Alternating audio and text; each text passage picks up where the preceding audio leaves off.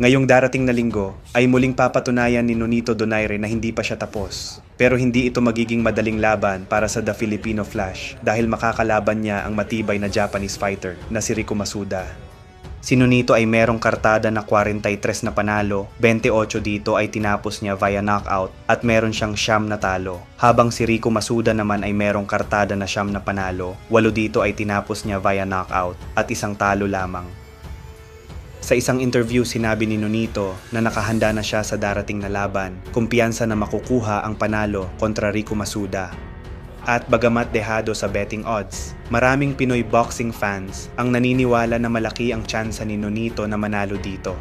Dahil sa huling laban ni Nonito ay close fight kay Seiya Tsutsumi at si Tsutsumi naman ang nag-iisang tumalo kay Rico Masuda, kaya nagkaroon ito ng 1 talo si Rico Masuda dahil kay Seiya Tsutsumi. Mahalaga po ang laban na ito dahil ang mananalo ay magiging mandatory challenger para sa WBA Bantamweight World Title.